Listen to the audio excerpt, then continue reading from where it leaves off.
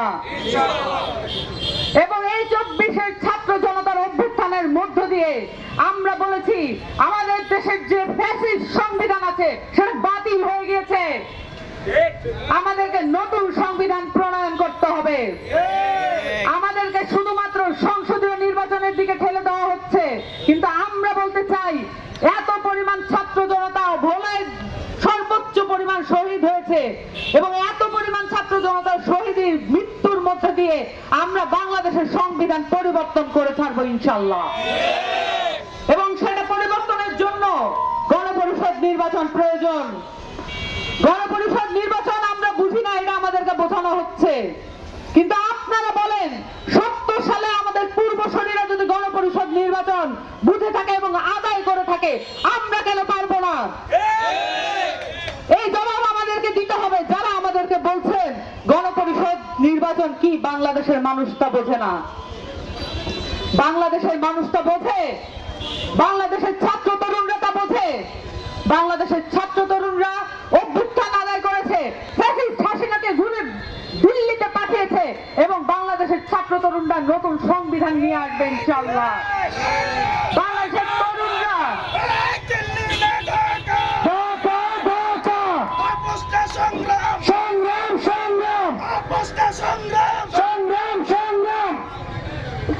এই দিল্লির সংবিধান বাংলাদেশের মানুষের উপরে 1972 সালে চাপিয়ে দিয়েছিল আওয়ামী লীগ। তার এই পাপ কাজ আমরা দূরে ঠেলে দিতে চাই। আমরা দিল্লির সংবিধান দিল্লিতে পাঠিয়ে দিতে চাই। এই দিল্লির যত মূল মন্ত্র আছে সেটা আওয়ামী লীগকে দিয়ে সফল করেছিল, কিন্তু আর কোনদিন আর কোন সরকার দিয়ে আর কোন রাজনৈতিক দল দিয়ে দিল্লি তার আধিপত্য এই বাংলাদেশে স্থাপন করতে পারবে না।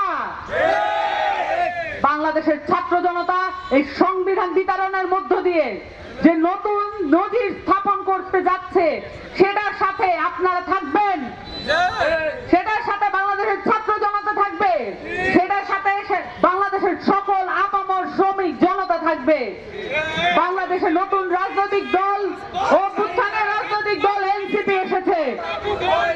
আপনাদের হয়ে চাঁদাবাজদের বিরুদ্ধে আমরা লড়াই করব, আপনাদের হয়ে টেন্ডারবাজদের বিরুদ্ধে আমরা লড়াই করব, আপনাদের হয়ে যারা আমাদেরকে নির্বাচন এবং সংস্কারকে মুখোমুখি করতে চায় তাদের বিরুদ্ধে আমরা লড়াই করব, আপনাদের হয়ে বাংলাদেশের সমস্ত সংস্কারের পক্ষে আমরা লড়াই করব।